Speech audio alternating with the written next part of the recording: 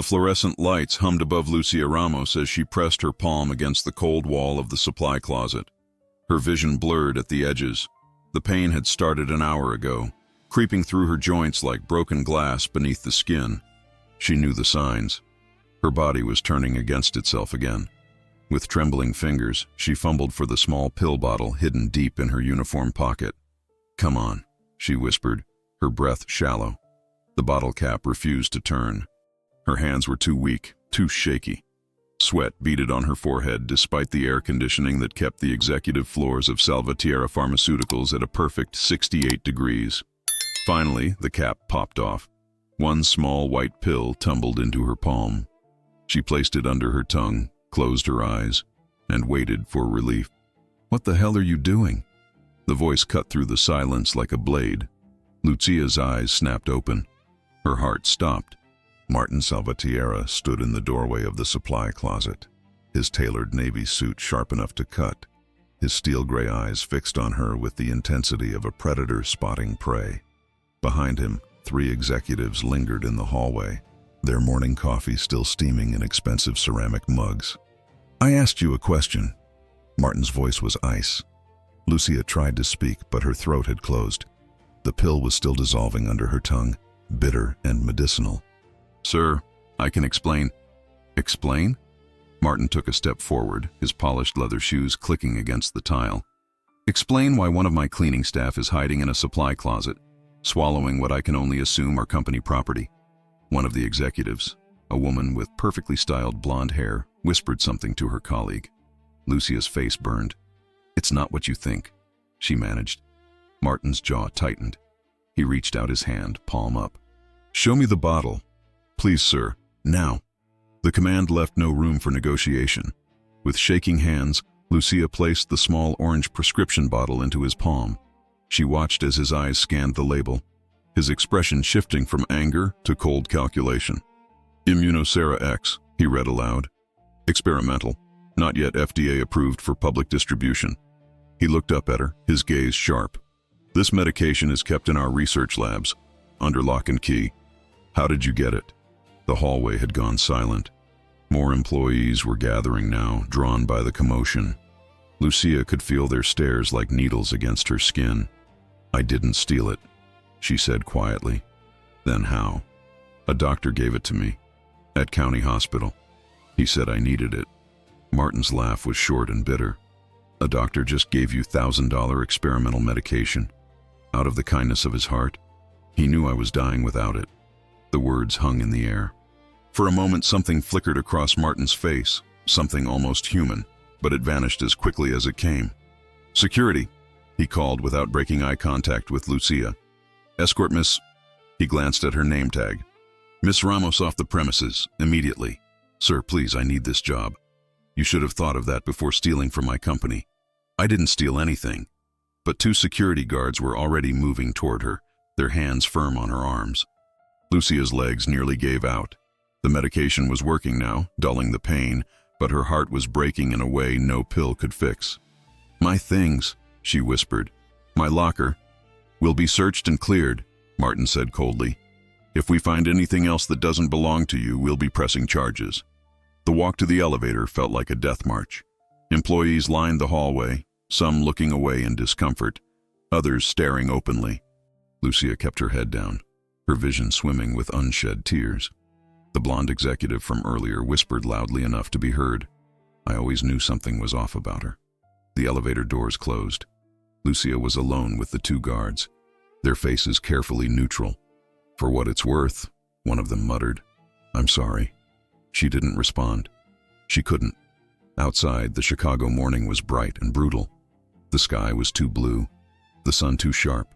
Lucia stood on the sidewalk in front of Salvatierra Pharmaceuticals, the building towering above her like a monument to everything she'd never have.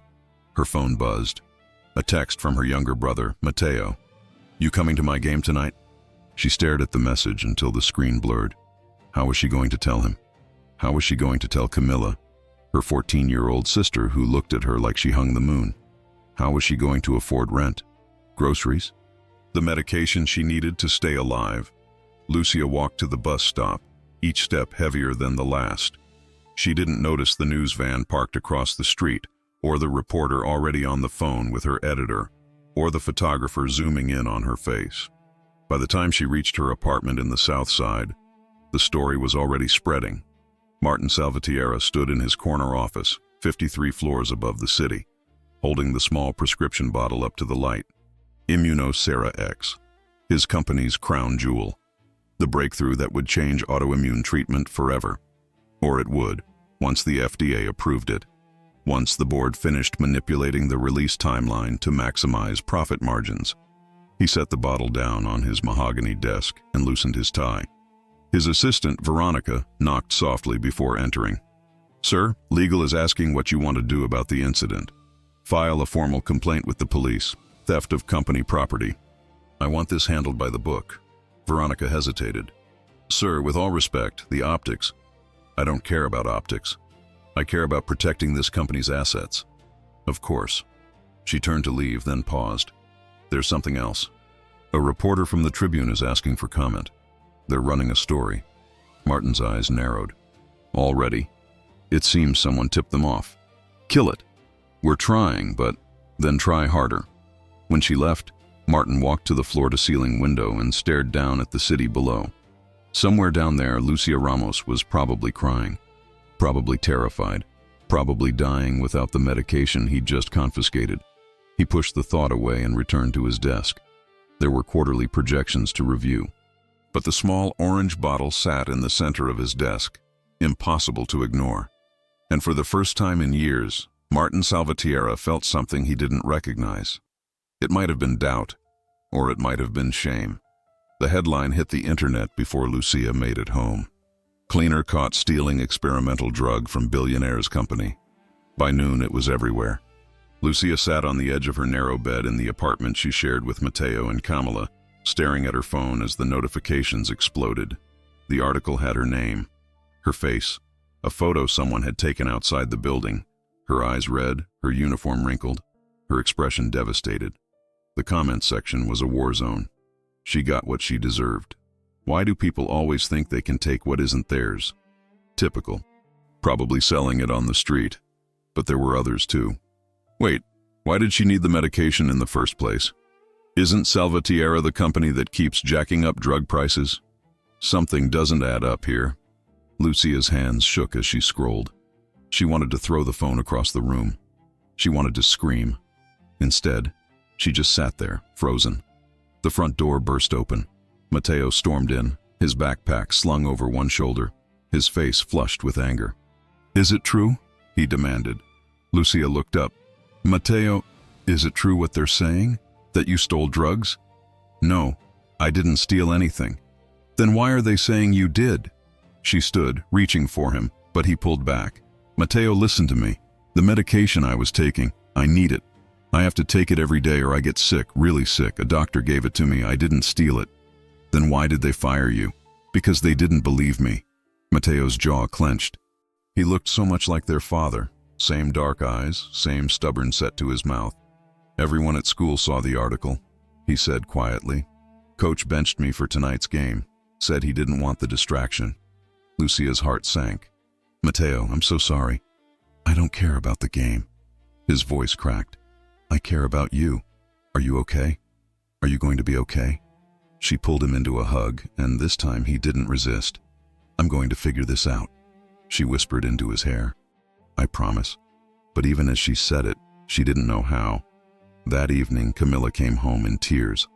Her best friend's mother had told her she wasn't allowed to come over anymore. "She said you're a criminal."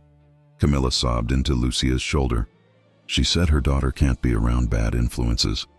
Lucia held her tight, her own tears finally breaking free. She'd worked so hard to give them a stable life, to be the parent they'd lost when their mother died, to show them that dignity and hard work mattered. And now in one morning it had all fallen apart. Later that night, after both kids were asleep, Lucia sat at the kitchen table with a calculator and a stack of bills. Rent was due in 2 weeks. She had exactly $347 in her checking account. Without her job, without her paycheck, they'd be evicted within a month. And without the medication, which she had 4 pills left of, she'd be in the hospital within 2 weeks. She put her head in her hands and let herself cry. Across the city, Martin Salvatierra sat in his home office nursing a glass of scotch. The house was too big, too quiet. It had been that way since Caroline died. 3 years now. 3 years since cancer had taken his wife, slowly and painfully, despite every treatment money could buy. She'd fought hard. So had he. But in the end, money couldn't save her. His phone buzzed with updates from the company's PR team. The story about Lucia Ramos was gaining traction. Social media was divided. Some outlets were digging deeper, asking questions about why a cleaner would risk everything for medication. One particularly persistent reporter from a healthcare advocacy blog had requested an interview with him directly. Martin ignored it. He poured himself another drink and walked to the window. His estate overlooked Lake Michigan, the water black and endless under the night sky. Caroline would have hated this. The thought came unbidden, unwelcome. She'd always been the one with a conscience, the one who volunteered at free clinics, who donated to causes, who saw people as people instead of problems to be solved or threats to be neutralized. "You're too cold sometimes," she'd told him once near the end. "You've forgotten what it's like to need something you can't control." He'd brushed it off then. Now, standing alone in his empty mansion, her words echoed. He thought of Lucia Ramos, the way she'd looked at him in that supply closet, not with anger, but with desperation. "I didn't steal anything. A doctor gave it to me. I was dying without it." Martin drained his glass and set it down hard on the windowsill. He told himself it didn't matter. She'd broken protocol. She'd had unauthorized medication on company property. The rules existed for a reason. But deep down, in a place he rarely let himself visit, he wondered if maybe, just maybe, he'd made a mistake. His phone rang. It was Gerald Cho, the company's head of legal. "Martin, we have a problem." "What now?" "The resident who prescribed the medication to Ramos, Dr. James Chen, he went public, gave an interview to the Tribune. He's saying Salvatierra Pharmaceuticals has been deliberately withholding Immunosera X from patients who need it, that the drug is ready but we're delaying approval to drive up demand." Martin's blood went cold. He said, "What?" "It gets worse. He claims he's not the only doctor who's been giving it out under the table. Says there's a whole network of physicians who are so frustrated with the company's delays that they're breaking protocol to save lives." Martin sank into his leather chair. "This is a disaster. It's already trending. Save lives, not profits. We need to get ahead of this, Martin. Fast. Schedule an emergency board meeting, tomorrow morning, 6 a.m. Done. What are you going to do about the girl?"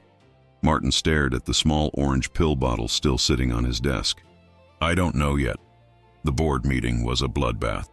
Martin sat at the head of the table, his expression carved from stone, as the 7 other members of Salvatierra Pharmaceuticals' board of directors talked over each other in rising panic. "This is a PR nightmare. We need to discredit the doctor." The stock price dropped 4% overnight. "Enough." Martin's voice cut through the chaos. Silence fell. "Someone explain to me," he said slowly, dangerously, "how a 27-year-old cleaner and a resident physician are currently destroying this company's reputation." Richard Hastings, the chief financial officer, cleared his throat. He was 63, silver-haired, and had been with the company longer than Martin had been alive.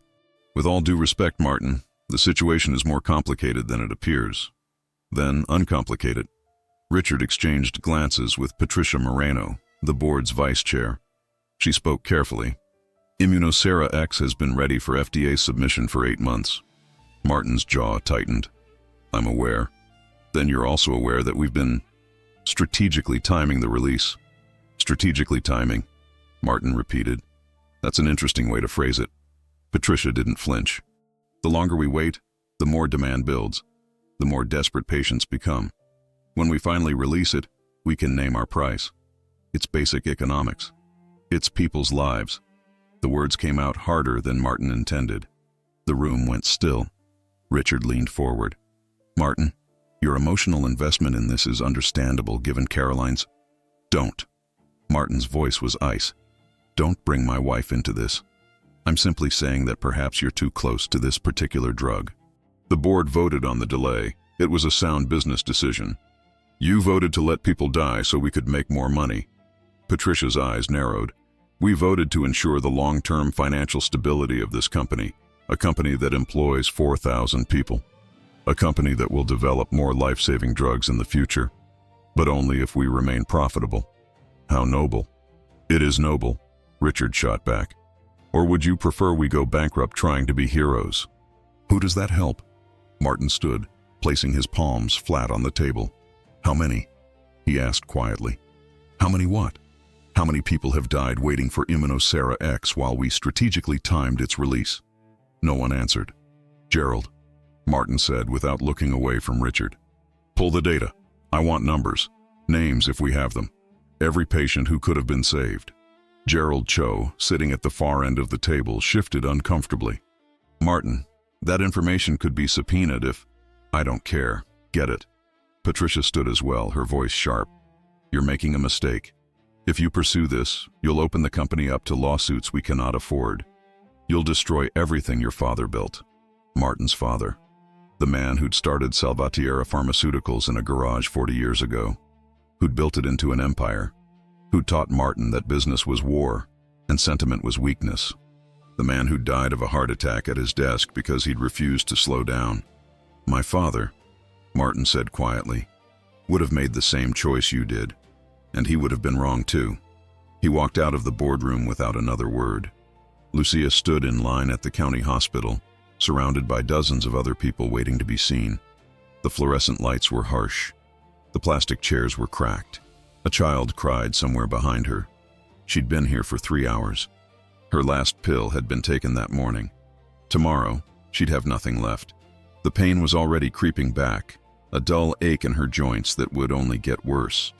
When her name was finally called, she was led to a small examination room where a tired-looking nurse took her vitals. The doctor will be in shortly, the nurse said without making eye contact. Lucia waited. 20 minutes later, a young doctor entered. Not Dr. Chen, someone new. Someone who looked at her chart with a furrowed brow. Miss Ramos, he said. I've reviewed your file. I understand you've been taking Millionaire X. Yes. And you're out of medication. Yes. He set the chart down. I can't prescribe it. Lucia's stomach dropped. Why not? It's not FDA approved yet. Dr. Chen was acting outside protocol when he gave it to you. The hospital administration has made it very clear. No more unauthorized prescriptions. But I need it. I'll die without it. The doctor's expression softened.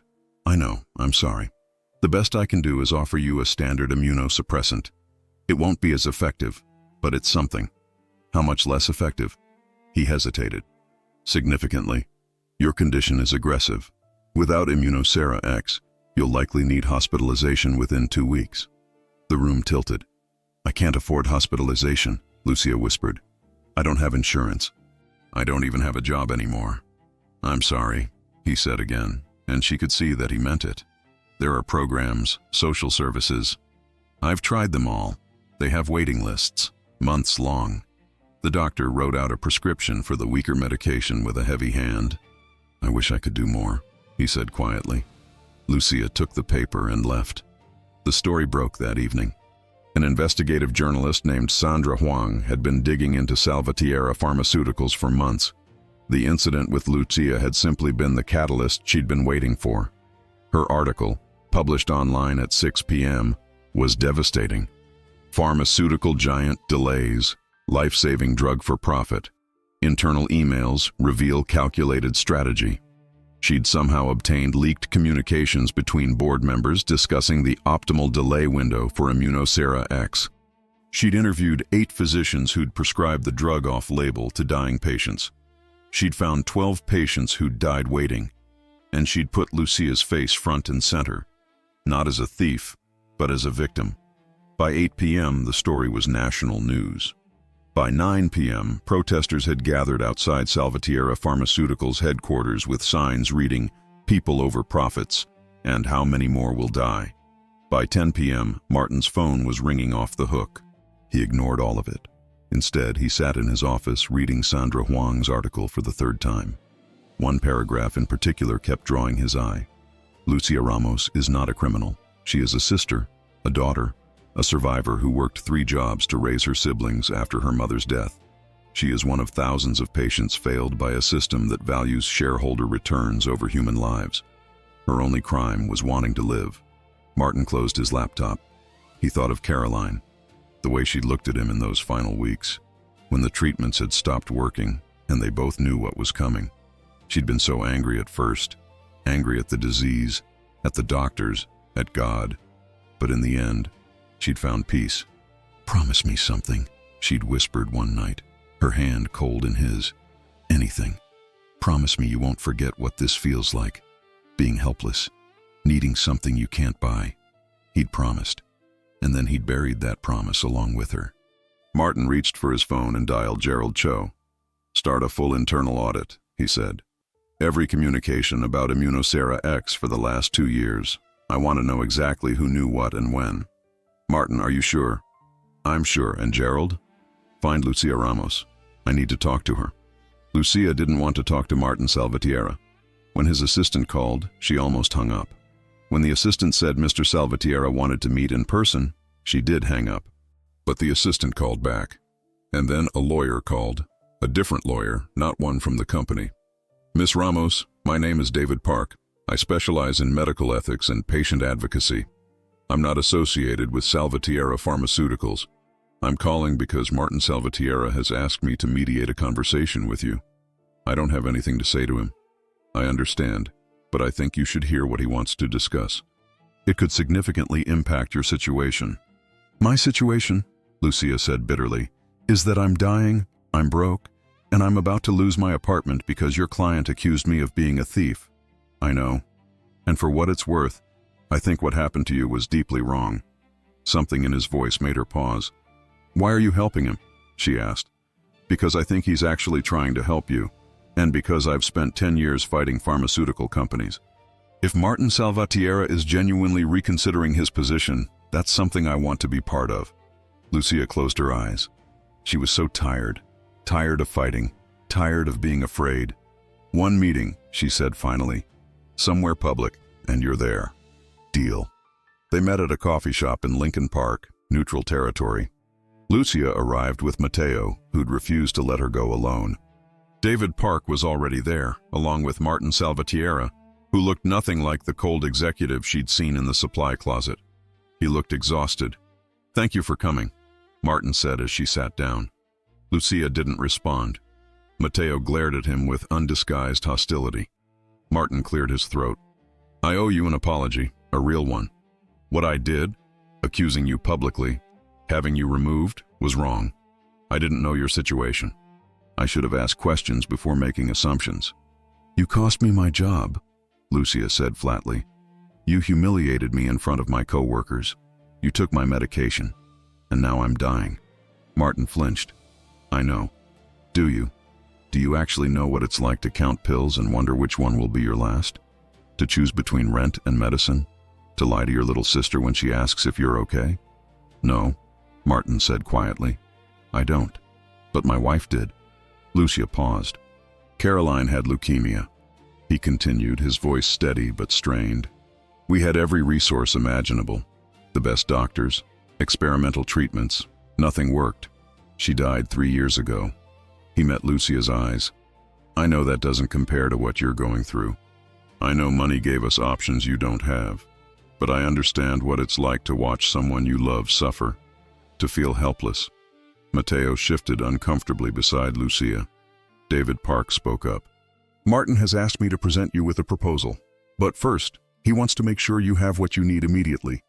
The company will provide you with a 6-month supply of Millionaire X, free of charge. No conditions." Lucia's breath caught. 6 months? At least.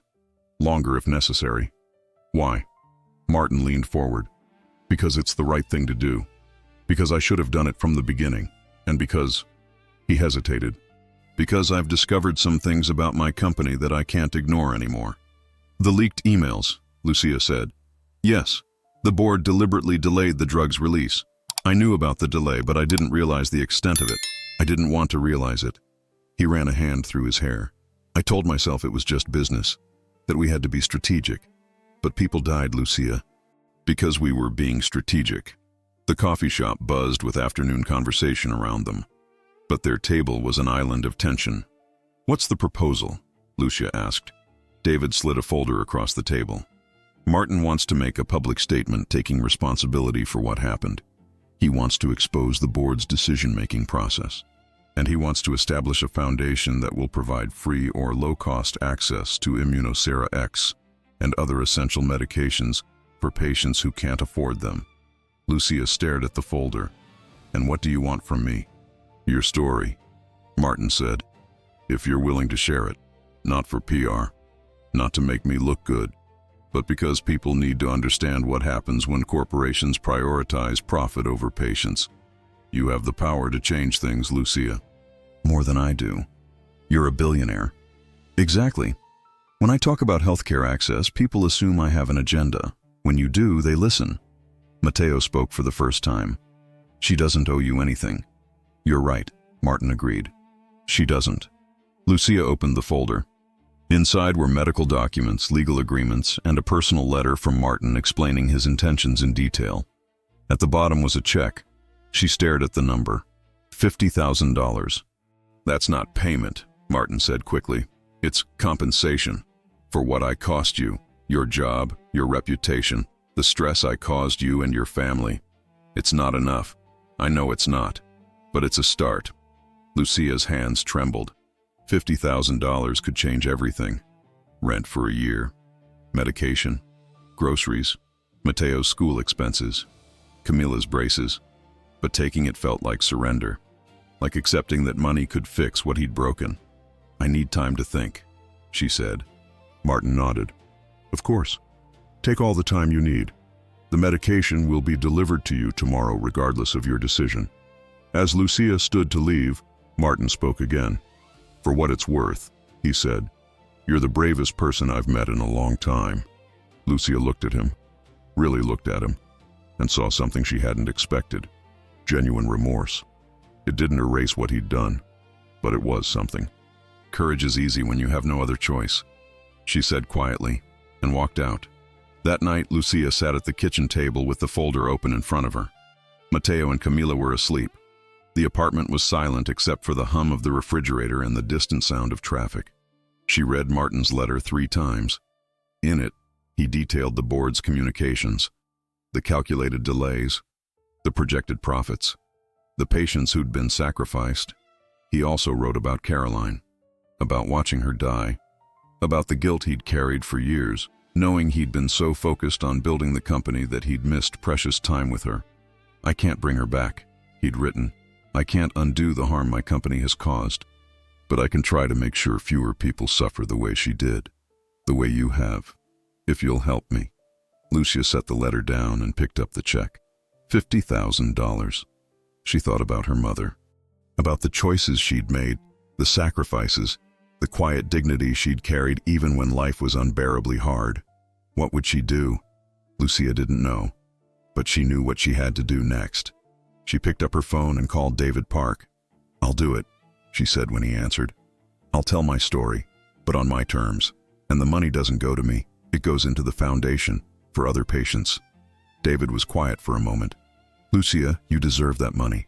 "I know. But other people deserve to live more than I deserve to be comfortable. Use it to help them." "You're sure?" "I'm sure." When she hung up, Lucia felt lighter than she had in weeks. The pain in her joints was still there. The fear was still there. But for the first time since that morning in the supply closet, she felt like herself again. Strong, clear, unbroken. The press conference was scheduled for Monday morning at 10 a.m. Lucia didn't sleep the night before. She stood in front of her bathroom mirror, trying to tame her hair, trying to steady her hands, trying to look like someone who belonged in front of cameras. "You look beautiful," Camilla said from the doorway. Lucia turned. Her sister was wearing her school uniform, her dark hair pulled back in a ponytail. "You should be at school. Matteo and I called in sick. We're coming with you." "Camilla, you're not doing this alone, Lucia. You've never let us face anything alone. We're not letting you either." Lucia's eyes stung with tears. She pulled Camilla into a hug and held on tight. The press conference was held at a downtown hotel, in a conference room packed with reporters, cameras, and curious onlookers. Lucia sat at a long table with Martin on one side and David Park on the other. Matteo and Camilla were in the front row, their presence a steady anchor. The room buzzed with anticipation. Martin spoke first. "Thank you all for coming," he began, his voice steady despite the gravity of the moment. "I'm here today to address the recent events surrounding Salvatierra Pharmaceuticals and, more importantly, to take responsibility for failures in leadership and ethics." The cameras flashed. Martin didn't flinch. 2 weeks ago, I publicly accused an employee, Lucia Ramos, of theft. I was wrong. Ms. Ramos was not a thief. She was a patient desperately trying to stay alive with medication that my company developed but refused to make accessible. Murmurs rippled through the crowd. After a thorough internal investigation, I've discovered that members of our board of directors deliberately delayed the FDA approval process for Millionaire X, a life-saving medication, in order to manipulate market demand and maximize profits. This delay cost lives. It caused immeasurable suffering, and it represents a betrayal of everything a pharmaceutical company should stand for. He paused, his jaw tight. I am complicit in this. As CEO, I knew about the delay. I told myself it was standard business practice. I prioritized the company's financial health over the patients we were supposed to serve. That ends today. The room was silent now. Effective immediately, I am announcing several changes. First, Millionaire X will be fast-tracked for FDA approval with full transparency. Second, once approved, it will be provided at cost to any patient who cannot afford it. Third, I am establishing the Caroline and Lucia Ramos Foundation, dedicated to ensuring affordable access to essential medications for low-income patients nationwide. More murmurs, more flashing cameras. Finally, Martin said, looking directly at Lucia, I am stepping down temporarily as CEO while an independent ethics review is conducted. I will cooperate fully with any investigations, and I will spend the rest of my career trying to repair the damage I've helped cause. He turned to the crowd. But the person you really need to hear from isn't me. It's Lucia, because she's the one who lived through what our greed created, and she's the one brave enough to stand here and tell you the truth. Martin sat down. Lucia's heart pounded as she leaned toward the microphone. For a moment she couldn't speak. Then she thought of her mother, of Matteo and Camilla, of all the patients still waiting, still suffering, still hoping. My name is Lucia Ramos, she began, her voice soft but clear. And 3 weeks ago I was a cleaner at Salvatierra Pharmaceuticals. I worked there for 2 years. I scrubbed floors, emptied trash, and cleaned offices while most people pretended I didn't exist. She took a breath. I didn't mind being invisible. I was just grateful to have a job that helped me take care of my brother and sister. But I was also sick. I have an autoimmune disease that's destroying my body. Without medication, I was dying. Slowly. Painfully. The room was utterly still. A doctor gave me Millionaire X because he knew I had no other options. He broke the rules to save my life. And when Martin Salvatierra found out, he had me fired. He took my medication. He humiliated me in front of people I'd worked alongside for 2 years. Lucia's voice grew stronger. I'm not here for revenge. I'm not here to destroy anyone. I'm here because I'm not the only one. There are thousands of people like me. People who work hard, who pay their bills, who try to do everything right. And it's still not enough. Because the system isn't designed for people like us. It's designed to profit from our desperation. A reporter in the back raised her hand, but Lucia kept going.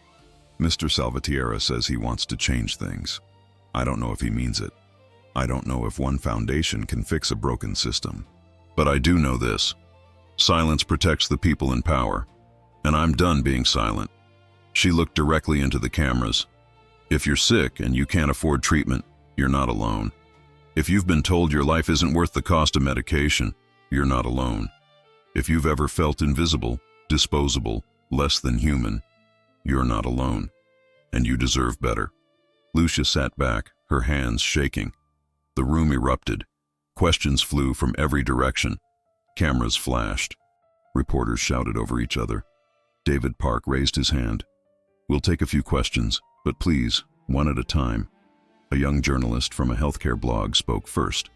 Mr. Salvatierra, will you face criminal charges for the delay? Martin's expression was grim. That's up to the authorities. I'll cooperate fully with any investigation. Miss Ramos, another reporter called. Are you planning to sue? Lucia shook her head. No, that's not what this is about. What about the board members who authorized the delay? Martin answered. Several have already resigned. The rest will be removed. We're implementing a complete restructuring of company leadership and decision-making processes. Miss Ramos, how are you feeling now? Are you receiving treatment? Yes, Lucia said quietly. Thanks to the medication Mr. Salvatierra is providing, I'm stable. But that's the point. I shouldn't have to depend on one person's guilt or generosity. Healthcare shouldn't be a privilege. The questions continued for 20 more minutes. When it was over, Lucia stood on shaking legs. Matteo and Camilla rushed forward, wrapping her in fierce hugs. You were amazing, Camilla whispered. Martin approached slowly, giving them space. Thank you, he said to Lucia, for everything you said, for giving me a chance to try to make this right. Lucia studied him. Don't thank me yet. Thank me when other patients actually get the help they need. Fair enough. As they left the hotel, a crowd had gathered outside. Some were protesters who'd been camped out for days. Others were patients, family members, advocates. When they saw Lucia, they started to applaud. She stopped, overwhelmed. An older woman approached, tears streaming down her face. My son has the same disease you do. He's been on a waiting list for 8 months. Thank you for speaking up. Thank you for giving us hope. Lucia took her hand. What's your son's name? Marcus. Tell Marcus he's not alone. Tell him we're going to fight. The woman sobbed and hugged her. More people came forward, more stories, more pain, more hope. Lucia listened to every single one. The fallout was swift and brutal. 3 board members resigned within 24 hours. 2 others were forced out by shareholders. Federal investigators opened an inquiry into Salvatierra Pharmaceuticals' approval processes. The stock price plummeted 15%, then slowly began to recover as Martin's reforms took hold. But the biggest shock came 3 days after the press conference. The FDA fast-tracked Immunosera X for emergency approval, citing exceptional circumstances and significant public interest. Within 2 weeks, the drug was approved. Within a month, it was being distributed to patients nationwide. The Caroline and Lucia Ramos Foundation processed over 3,000 applications in its first week alone. Lucia volunteered there every day, processing paperwork, talking to patients, connecting people with resources. She also started taking classes. The nursing program she'd dreamed about for years was finally within reach. The foundation had offered her a full scholarship, but she'd negotiated instead. Half scholarship for her, half for another deserving student. You don't have to do that, David Park had said. Yes, I do, she'd replied, because it's not about me. It never was. 6 weeks after the press conference, Lucia was working at the foundation's office when Martin stopped by. It was the first time she'd seen him since that day. He looked different, thinner, older, but also somehow lighter. Do you have a minute? He asked. They walked to a nearby park, the late autumn air crisp and cool. I wanted you to know, Martin said, the independent review is almost complete. They're recommending significant structural changes, more oversight, patient advocates on the board, transparent pricing. It's going to be a very different company. Good. I also wanted to tell you that I'm not coming back as CEO. I'm staying on as an advisor, but I'm stepping away from day-to-day operations. I've realized I'm better at funding solutions than running companies. Lucia nodded. What will you do? Focus on the foundation. Travel to communities that need resources. Listen to patients. Learn what I should have learned years ago. They walked in silence for a while. Can I ask you something? Martin said finally. Sure. Why did you forgive me? Lucia stopped walking. I didn't. Martin looked at her, startled. I didn't forgive you, she repeated. But I chose not to let anger consume me. There's a difference. You hurt me. You humiliated me. You made me feel worthless. And I'll probably always carry some of that. I'm sorry. I know you are. And I see that you're trying to change. That matters. But forgiveness isn't something you earn, Mr. Salvatierra. It's something I give when I'm ready. And I'm not there yet. Martin absorbed this. That's fair. But, Lucia added, I don't hate you. And I'm glad you're using your resources to help people. That's more than most would do. It's the least I can do. No, Lucia said. The least you could do is nothing. You're doing more than that. Keep doing it. They parted ways at the park entrance. As Lucia walked home, she felt the weight of the last 2 months settling into something she could carry. The pain in her joints was minimal now. The medication was working. Her apartment was secure. Mateo had made the basketball team again. Camila's friend's mother had apologized. Things weren't perfect, but they were better. And for the first time in a long time, Lucia allowed herself to hope that they might keep getting better. 3 months later, Lucia stood in front of her nursing class at Chicago Community College, presenting her first major assignment. The topic, healthcare access and patient advocacy. She spoke about her own experience, about the systemic barriers facing low-income patients, about the power of speaking truth to power. Her professor, a woman named Dr. Elena Vasquez, smiled when she finished. Excellent work, Miss Ramos. You have a gift for connecting policy to human experience. After class, Dr. Vasquez pulled her aside. I've been following your story, she said. What you did took incredible courage. I just told the truth. That's what courage is. Dr. Vasquez handed her a business card. I run a community clinic on the south side. We're always looking for passionate advocates. If you're interested in volunteering, we'd be lucky to have you. Lucia looked at the card. Southside Community Health Center. She'd passed it 100 times, never imagining she'd work there one day. I'd love to, she said. That evening, Lucia came home to find Mateo and Camila making dinner. We figured you'd be tired, Mateo said, stirring a pot of pasta. And we wanted to celebrate, Camila added. You got an A on your presentation, right? How did you know that? Because you're brilliant, Camila said matter-of-factly. They ate together at the small kitchen table, talking about their days, laughing at Mateo's terrible jokes, arguing about what to watch on TV later. It was ordinary. It was perfect. After dinner, Lucia checked her email and found a message from David Park. Subject: Foundation update. Lucia: wanted to share some good news. The foundation just processed its 10,000th patient application. 10,000 people now have access to medication they couldn't afford before. It's because of you. Also, Martin asked me to pass along a message. He's matched the foundation's budget for next year. We'll be able to help even more patients. You changed the world, Lucia.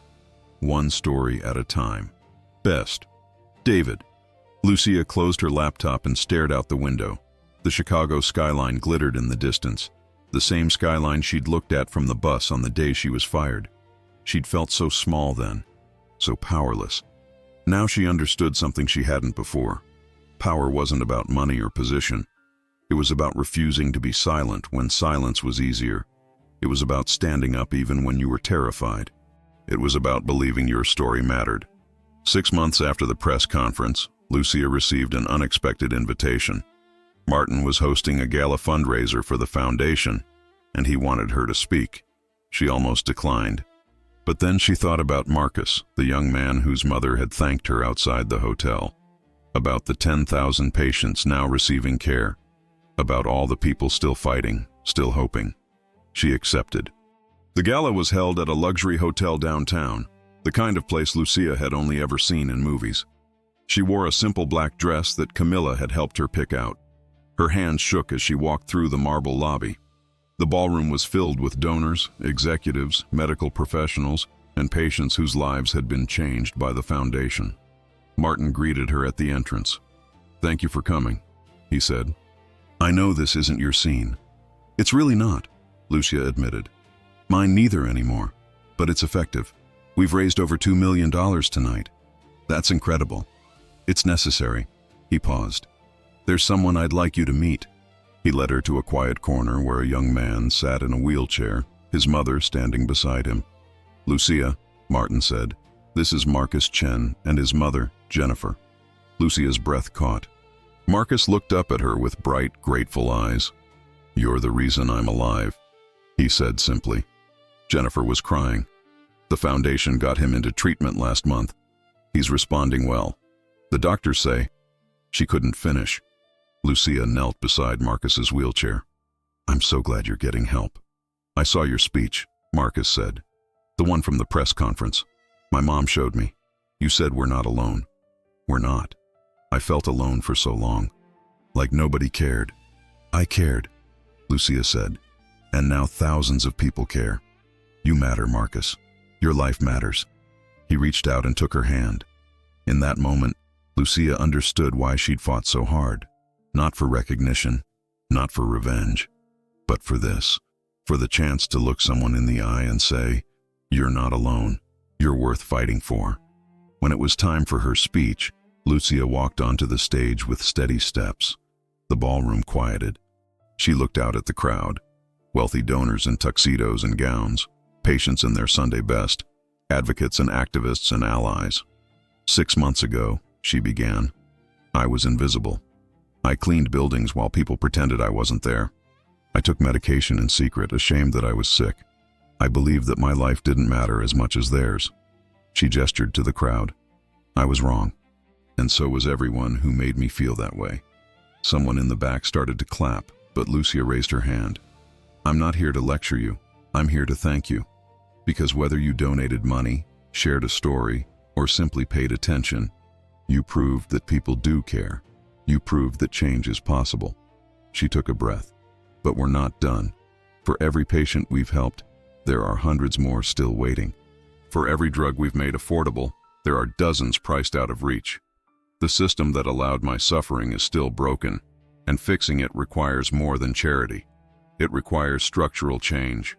The room was silent, attentive. So here's what I'm asking. Don't just donate and feel good. Demand accountability. Support legislation that prioritizes patients over profits. Vote for leaders who believe healthcare is a right, not a privilege. And most importantly, listen to the people who are suffering. We know what we need. We just need you to hear us. Lucia stepped back from the microphone. The applause started slowly, then built into something overwhelming. She saw Martin in the front row, his eyes bright with emotion. She saw Marcus and Jennifer, both crying. She saw Matteo and Camilla, beaming with pride.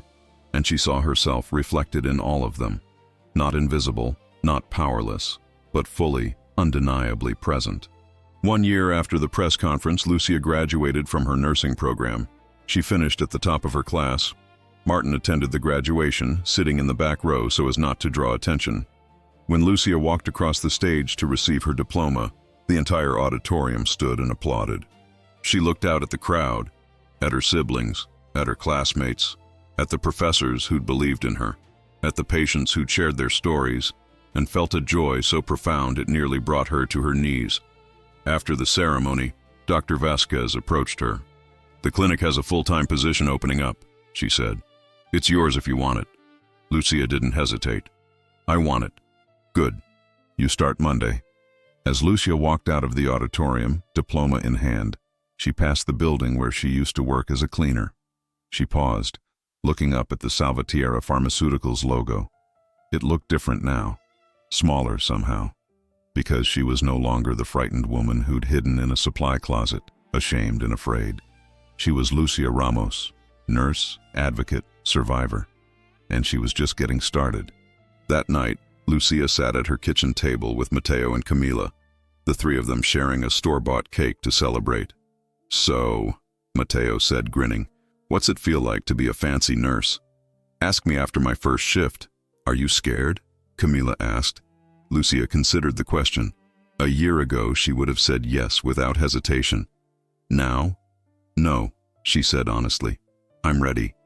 And she was, ready to care for patients who felt invisible, ready to advocate for those who couldn't advocate for themselves, ready to keep fighting for a world where healthcare was a right, not a privilege, ready to live fully, loudly, unapologetically, because that's what happens when you survive something that should have destroyed you.